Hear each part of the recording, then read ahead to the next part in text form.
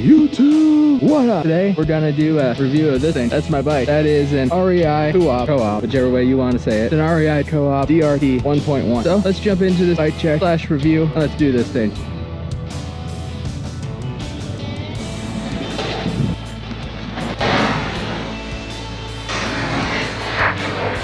Hello everyone, how are you guys doing today? So, my name is Zachary Hill, and this is Hills on the Road Life. Why? Because my last name is Hill, and we all travel the road to life. Please take a quick second, jump down below, and hit that subscribe button. It helps me out, and it helps you out, so that way you don't miss any of my videos. This is my bike. This is a REI Co-op Drt 1.1. Let's go through how this bike was stock, the things that I've changed on this bike, what I do like about this bike, what I don't like about this bike, why I'm getting rid of this bike, and what I'm looking for in my next bike to fill the gap that I feel this bike has for me. This bike started out life as a $500 hardtail. This is REI's department store brand. They are manufactured by Giant, so they're a decent brand bike. They're a decent frame manufacturer, and so far it has actually held up to all the stuff that I have put it through. Starting out stock, this bike had Fender tires on it that were not tubeless tires. I rode the bike, and the first time I went out and rode the bike, I went on a about 5-mile ride. And when I got home, parked the bike, came out the next morning, I had a flat tire. Well, I found it, fixed that patch. Second time I went out to ride it, came back home, the other tire was flat. So I fixed that one. Waited a couple of days, go out and ride again. The bike held air pressure that whole time. It was sitting there. I went out for a quick little spin, just around the parking lot, and I was planning to go for a ride the next morning. I was going to put the bike in the truck, and I was going to drive about a half an hour to some of the trails. We were in the Salt Lake City area. I came back out the next morning, put my bike in the truck, had a flat tire. Like, what in the hell? All I did was ride this thing around the parking lot. So at this point, I've taken the bike out 3 times. I've gotten a flat tire each time that I've taken the bike out. You guys seen the video on Moab. That video on Moab, I was still on the Chendas. I had not gone tubeless yet. Right after that video, we turned and went up to Salt Lake City.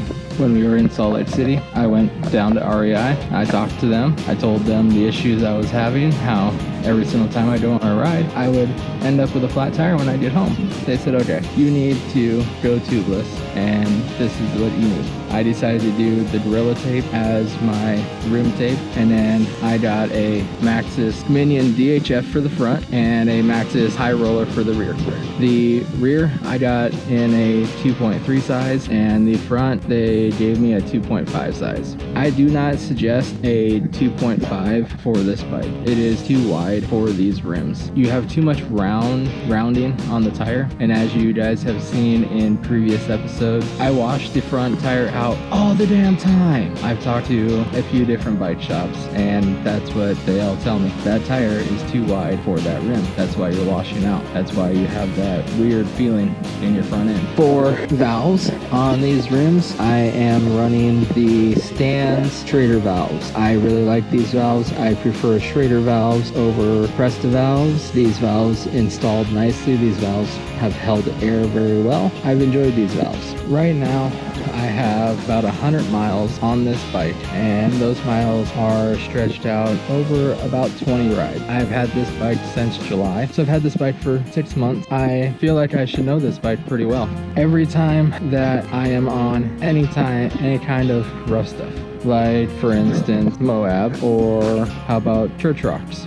Moab, I don't remember how many times I dropped the chain. I did not include them all in the video. When I rode church rocks, I rode the whole trail once, and during that one time, I dropped the chain 4 times. Then I rode the couple of black trails that are in the area twice, and I rode Grapevine and that lower section down there twice. Once in the time that you guys seen, I was just still recovering from being sick, and I ended up puking in that video. And then the next video was a couple of days later, and that is the Church Rock ASMR video that I have on my channel.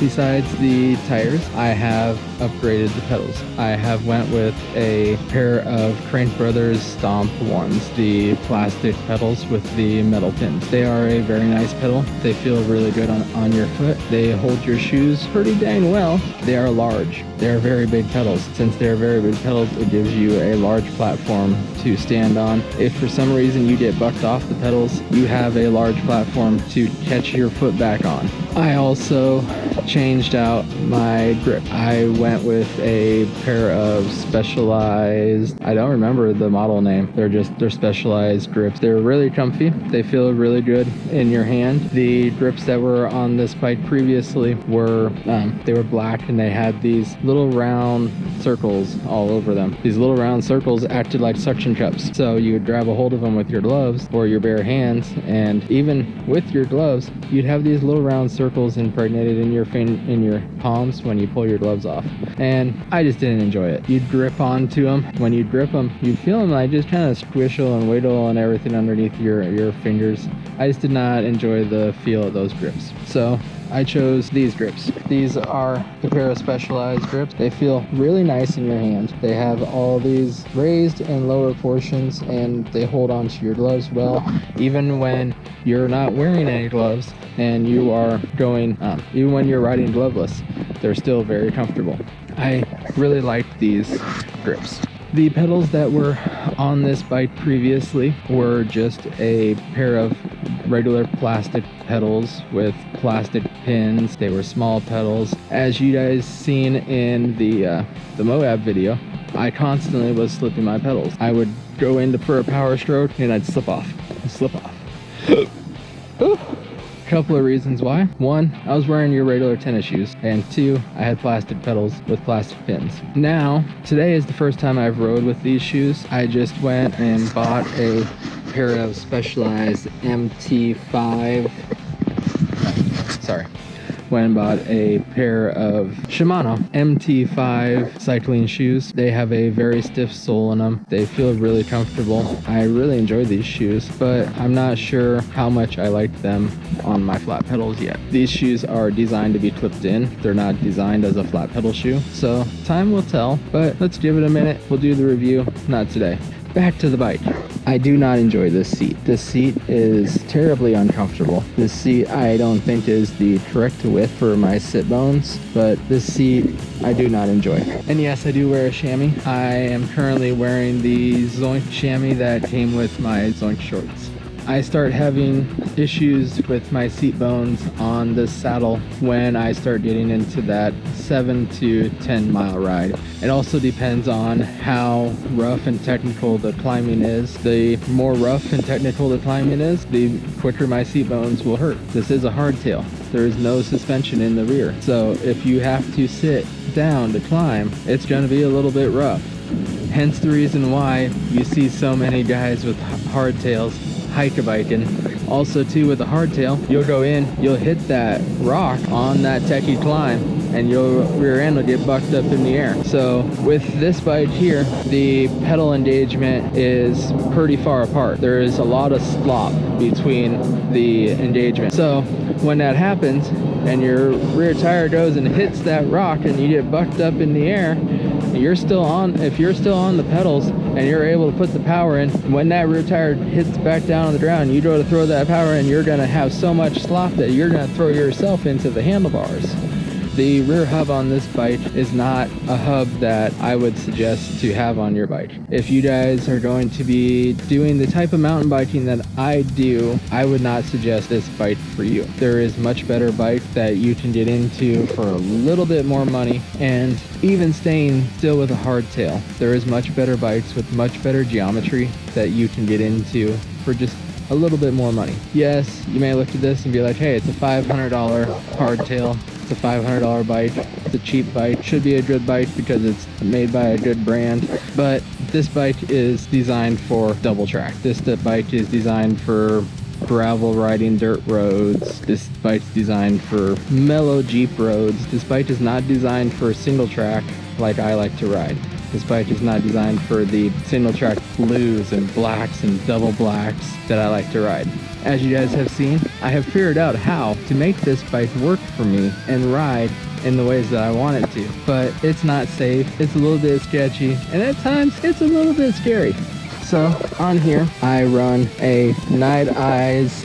This is a handlebar mount for your bike. This is for four-wheelers. This is for dirt bikes, motorcycles. This is for everything. They sell them at Walmart. They sell them at REI. They sell them all over the place. I run my phone here, so that way I can still be pedaling and I can turn my phone on. I can look down, punch in my passcode, and be able to see my Trailforce information. Down here, I carry a Salsa everything cage with a yak. This is a Relevate Designs strap, rubber strap. This is like a kayak strap or a canoe strap. They call them snowboard straps. You hear them called all different things. This is a Toe Peak mini morph pump. I do not like this pump, but it's the pump that I have for right now. I'm gonna look into possibly getting like a Lysine, or there's a couple other brands of pumps that I'm looking at putting on here. I also, back here, it's gonna be hard for me to show you guys. You guys see that right there? And the other portion of it right there. Ow! Hit my head on the handlebars. At least I have a helmet on. You guys see that right there? That is an extension piece. I picked up these valve stem extenders off of Amazon for like dually pickup trucks and semis and everything. What I do is I screw my valve cap off, I place that extender into my pump, and I screw the extender onto my valve stem. So that way I can go pumping crazy and I don't have to worry about breaking off my valve stem. I don't have to worry about the length of the hose being long enough to touch the ground when I lay my bike down and everything. It's just so much easier for the weight of it. I'm happy with it. This bike has Shimano Acer drivetrain on it. This drivetrain has done well. It's a decent drivetrain, but again, if you're riding the type of train that I ride, this drivetrain is not enough. This is a 34 tooth rear gear, and the front is a 24 or a 26. I'm not 100% sure on that, and it's just not low enough.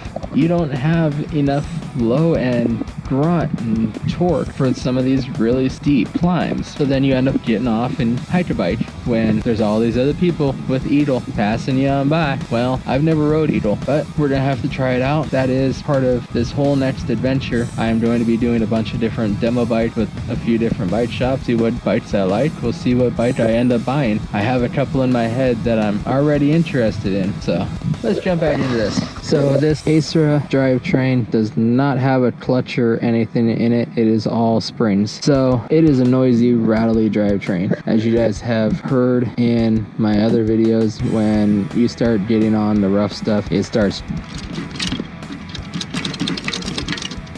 banging and chattering and everything a lot. That is why I wrap the rear chainstay here. The rear chainstay is wrapped with the 3M mastic tape. This tape, I love and I hate this tape. I don't know if I'm gonna use this tape on my next bike, but possibly in certain areas. Not as much as I used it on this bike, I'll tell you that for sure. I will not be putting as much mastic tape on my next bike as I put on this one. But it has done well to protect things. So far, I enjoy it. So we have wrapped the rear chainstay. I went ahead and cut off all the black zip ties that were on the bike, and I changed them out for yellow zip ties. Why did I choose yellow? Well, the loaders on the tire, the Maxxis tires, are yellow, and I thought, hell, I guess I'll have yellow as my accent color on this bike. We'll have to see what I choose for the next bike. So really, this bike is a 3x8 drivetrain. When you start getting into higher speeds on this bike, the bike starts to feel unstable and uncomfortable. The front end starts to shake and shimmy. When you get around 25 miles an hour or so, that front end, it starts to feel uncomfortable. You start to get a little bit of that speed wobble and that speed shake. I had that both with the Kenda tires and with the Maxxis tires. It is much more pronounced and much stronger with the Maxxis tires than it was with the Kendas. And that is not the fault of the tire. That is just the bike. And this tire is stiffer. So that wobble that I feel, the stiffer cage casing of this tire allows me to feel that wobble more. That's not the tire's fault, that's the bike's fault. On the front here, I have a fender to keep all the muck and debris and junk and everything from blasting up into my face. I went with a Mucky Nuts fender. It's been a good fender, it's a decent size fender, but hell, they're all fenders. In my valve stem caps, I have some emoji faces. Why?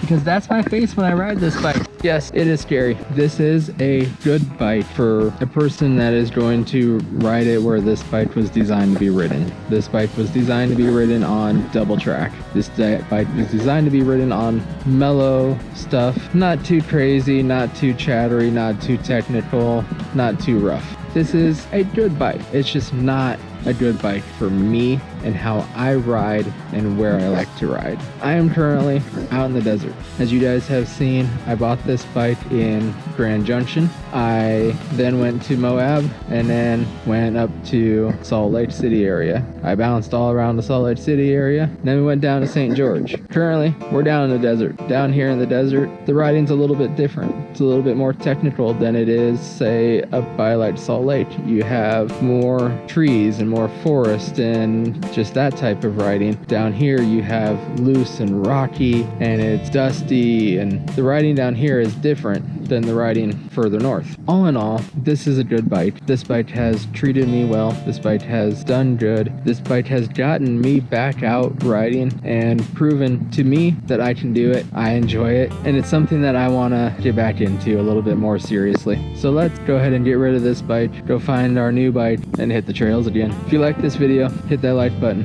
If you have something to say, leave it in the comment section down below. Maybe me and you have a little bit of a discussion. Do you have a DRT series bike?